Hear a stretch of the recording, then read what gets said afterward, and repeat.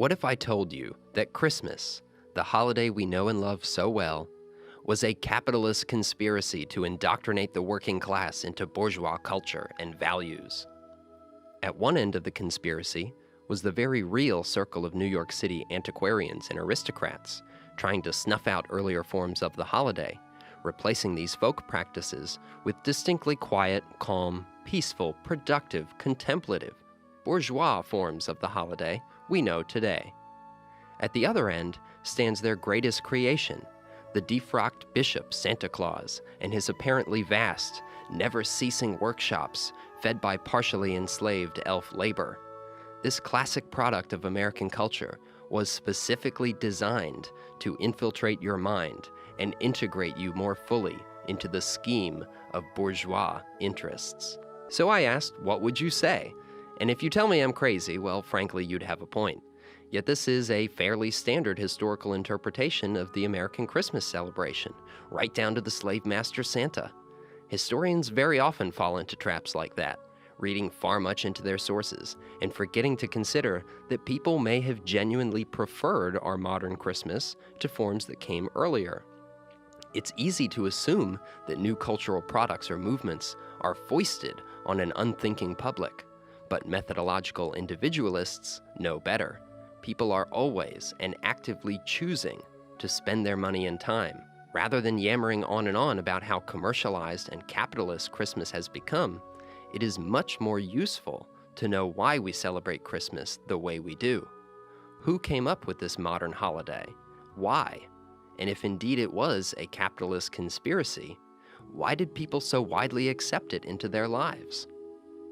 If you were to clear your mind and put the phrase American Christmas in pictures, chances are it would look a lot like the initial setting in Clement Clarke Moore's poem, A Visit from St. Nicholas. It's late at night, Christmas Eve or early Christmas morning. There's a fire slowly sputtering out in the hearth. The children's stockings are waiting, hung from the mantel. Everyone is asleep upstairs, and the word is Santa will drop by at some point before morning to fill up the house with new toys. But Clement Clarke Moore was not reflecting common practice when his poem was published in 1823. He was inventing a new tradition, almost out of whole cloth. Let's remind ourselves what he came up with. A Visit from St. Nicholas, Clement Clarke Moore, 1823. 'Twas the night before Christmas when all through the house not a creature was stirring, not even a mouse. The stockings were hung by the chimney with care, in hopes that St. Nicholas soon would be there. The children were nestled all snug in their beds, while visions of sugar plums danced in their heads. And Mama in her kerchief and I in my cap had just settled our brains for a long winter's nap, when out on the lawn there arose such a clatter. I sprang from my bed to see what was the matter. Away to the window I flew like a flash, tore open the shutters and threw up the sash.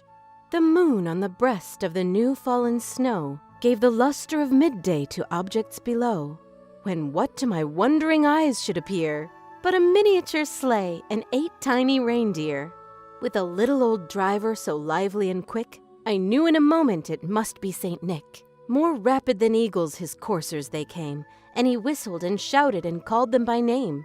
Now Dasher, now Dancer, now Prancer and Vixen, on Comet, on Cupid, on Donder and Blitzen, to the top of the porch, to the top of the wall, now dash away, dash away, dash away all. As dry leaves that before the wild hurricane fly, when they meet with an obstacle, mount to the sky, so up to the housetop the coursers they flew, with a sleigh full of toys and St. Nicholas too. And then, in a twinkling, I heard on the roof the prancing and pawing of each little hoof. As I drew in my head and was turning around, down the chimney St. Nicholas came with a bound. He was dressed in all fur from his head to his foot, and his clothes were all tarnished with ashes and soot. A bundle of toys he had flung on his back, and he looked like a peddler just opening his pack. His eyes, how they twinkled, his dimples, how merry. His cheeks were like roses, his nose like a cherry. His droll little mouth was drawn up like a bow, and the beard of his chin was as white as the snow. The stump of a pipe he held tight in his teeth, In the smoke, it encircled his head like a wreath. He had a broad face and a round little belly that shook when he laughed like a bowl full of jelly. He was chubby and plump, a right jolly old elf, and I laughed when I saw him in spite of myself. A wink of his eye and a twist of his head soon gave me to know I had nothing to dread. He spoke not a word, but went straight to his work, and filled all the stockings, then turned with a jerk, and laying his finger aside of his nose, and giving a nod, up the chimney he rose. He sprang to his sleigh, to his team gave a whistle, and away they all flew like the down of a thistle. But I heard him exclaim ere he drove out of sight, "Happy Christmas to all, and to all a good night." Clement Clarke Moore is an interesting figure from a transformative time in New York history. From 1790 to 1835, the city's population rose nearly 9 times, from 33,000 to 270,000, mainly poor Irish Catholic immigrants. City planners responded by turning Manhattan into a vast gridwork of numbered streets. People crowded into the city's first all-poor neighborhoods and hedged the wealthy into their old estates, now often guarded by armed watchmen. New York's upper crust consisted primarily of Episcopalians of British descent. Moore's father was an Episcopal bishop, and his family history lay on the Tory side of the Revolution, then the Federalist side of the Constitution. Clement Clarke Moore himself wrote tracts attacking Jeffersonianism, which he thought radical, and he even owned 5 slaves at the time his famous poem was published. He was also one of the city's wealthier landholders. He had inherited Chelsea, yes, the whole neighborhood, from his mother. The property stretched from 19th to 24th Street and 8th to 10th Avenue. It was valued at about $500,000 in 1830, but as early as 1818, the city's new population pressed in on Moore from all angles. That year, the city seized and purchased a strip of his estate to build 9th Avenue right up the middle. Moore resisted New York's market revolution in some ways, yet he was a key participant in it, and a major figure guiding it in what he thought a more healthy, stable direction. He moved his family out of Chelsea mid-century and spent much of his later life grumbling about the world steadily democratizing, when once it had been so respectable. Earlier in his life, Moore focused on a set of reformist cultural products, evolving out of the New York Historical Society. At the NYHS, a small set of antiquarians conspired over the decades to resist many of their society's ongoing changes and to transform, invent, or channel others in more bourgeois directions. The conspirators included Clement Clarke Moore, of course, but also Washington Irving and the banker-philanthropist Jonathan Pintard. They were acutely aware of how quickly their city was changing, and their main mission was to write history so they would not be swept aside by it.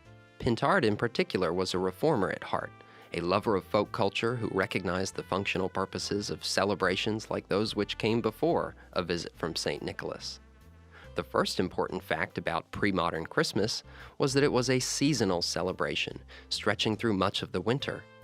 Europeans used the holiday to play with periods of misrule, during which the normal rules of acceptable behavior relaxed or inverted. Social hierarchies were temporarily suspended or inverted for a time of carnival or enjoyment of the flesh, and dressed as animals, the revelers might elect a child their bishop or assemble the lords of misrule to preside over the festival. Holidays were a period of blowing off steam, having fun, and relaxing the standard social and political tensions that ruled their world with iron fists. The English Puritans abolished these sorts of pagan and Catholic celebrations, but 18th century English continued to engage in wassailing. Wassailers were essentially drunken mobs, which paraded through town, marched up to the local lord's doorstep, and demanded the use of the house and tribute in goods or money. Landlords who refused the crowd must have seemed a lot like wealthy residents of neighborhoods invaded by poorer children on Halloween today. If they complained, they seemed terribly uncharitable to people they could easily help. In the old days of feudalism, lords were supposed to protect the people and keep them fed in times of famine. In the new early modern world of private enclosed estates and wage labor, though, those old social obligations broke down and transformed. Holiday misrule made for the perfect moments of releasing social tensions, times when the wealthy could safely meet the poor's demands for relief without actually abolishing or disrupting the social order. In a letter to his daughter in January 1822, Jonathan Pintard described an encounter with a New Year's Calathumpian band, basically wassailers playing raucous, noisy, unpleasant music. Calathumpian bands or parades were usually not complete without heavy drinking and fistfights between large numbers of seasonally unemployed factory workers. The factories were closed, of course, because their water mills were frozen over. And what's a hand to do then but go cause some trouble for men of estate like Pintard? Pintard's recollection of New Year's Eve is very similar to Moore's poem, published a year later. But Moore takes the Calathumpians who disturb Pintard's sleep and turns them into the mythical Santa Claus, rewarding good little bourgeois children for staying indoors and behaving themselves. Letters from John Pintard to his daughter, Eliza Noel Pintard Davidson, 1816 to 1833. New Year's morn, 1821. I closed the old year by attending divine service last eve in the Lutheran church where some elegant and appropriate hymns and music were performed. After a most delightful morn, the afternoon was clouded o'er and the evening threatened a snowstorm. Wet prevented Mama and sister from accompanying me. I had determined to rise early in order to commence the new year with the dawn and to have a few moments to chat with my dear daughter before breakfast. For this purpose I desired Tamar, our domestic servant, to kindle a fire in my office. She is a very early riser, but through fear of oversleeping herself, she had risen about 4:30 and went upstairs to look at the clock for the time. Sister's room is directly over the back parlor. She heard someone take the key and deliberately open the door and called to Mama, who with her masculine spirit rose to light a candle by the lamp. I threw on my clothes in haste and down we sailed, found the back parlor door ajar, but nothing out of place. We went downstairs to examine the street door when Tamar explained the mystery.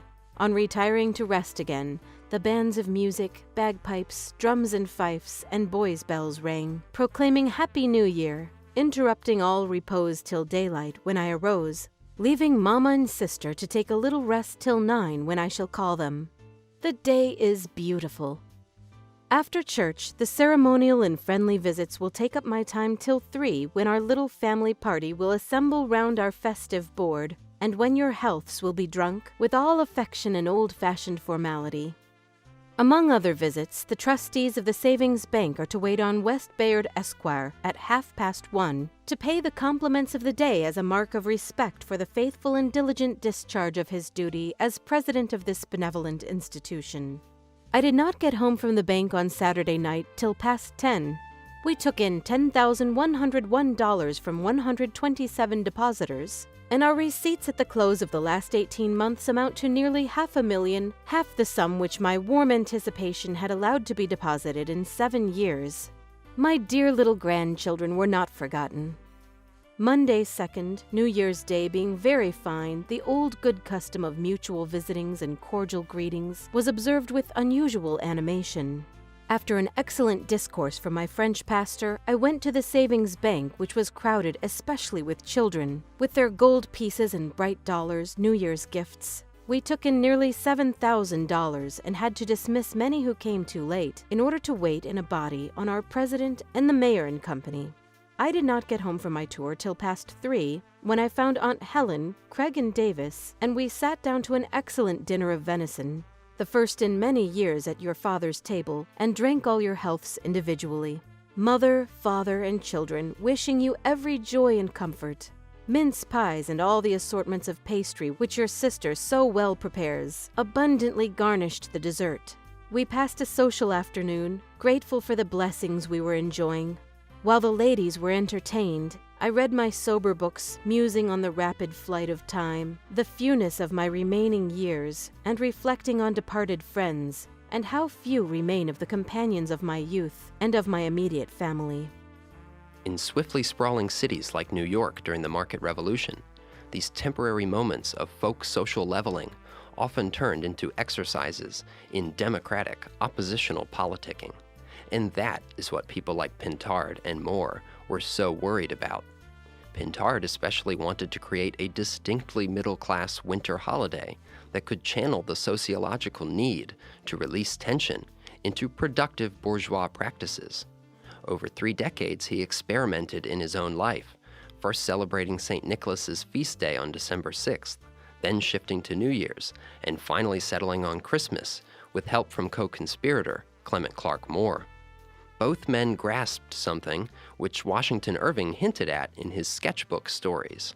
If you mythologized New York's old Dutch culture in just the right ways, you could invent new traditions all New Yorkers could adopt of their own free will as part of their local identity. Irving's sketchbook stories introduced the familiar version of Santa, presented as the patron saint of New Amsterdam. Pintard was one of the circle's keener historical thinkers, and he recognized that American Protestantism did not have these kinds of social releases, like the Catholics had festivals and saints' days. He explained his point of view in another letter to his daughter, May 1823. Tuesday, 27 May, 1823. On Saturday, the Linnaean Society celebrated the birthday of Linnaeus at Flushing, about 200. The day was fine, and the ceremonial and festivity went off in high style with much pleasantry. I was not present, for the best reason, not being a member nor invited, a proof of my extreme sequestered life, though it would have been an agreeable relaxation after many weeks of assiduous duty. Still, on the whole, it is best that I should refrain from these public parties altogether. My spirits, like bottled champagne, are too apt to effervescence and overflow by the excitement of company and mirth, which the phlegmatic are too apt to impute to an excess of that potation which can alone exhilarate them. This impression, not easily refuted, is unfavorable. And for my soul I cannot repress my generous feelings, nor wear the mask of hypocrisy.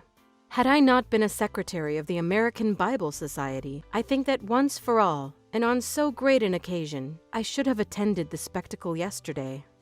I am not one of those severe moralists who reprobate public amusements in the gross, although, to avoid offense, I partake so little of them. The hard-working part of society must have occasional relaxations. Our Protestant faith affords no religious holiday and processions like the Catholics.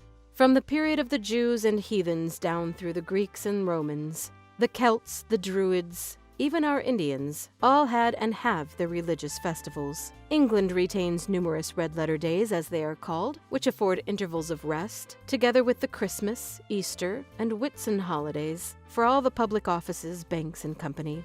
But with us, we have only Independence, Christmas, and New Year. 3 solitary days, not enough, and which causes so much breach of the Sabbath in this city for youth pent up. Mechanics and laborers will seek fresh air and rural exercise on that day, in spite of all human laws to the contrary. If America's Protestant culture did not naturally allow for holiday festivities, so necessary when the poor were crowding in so quickly on the rich, men of historical vision, like Irving and Pintard, would have to invent it themselves.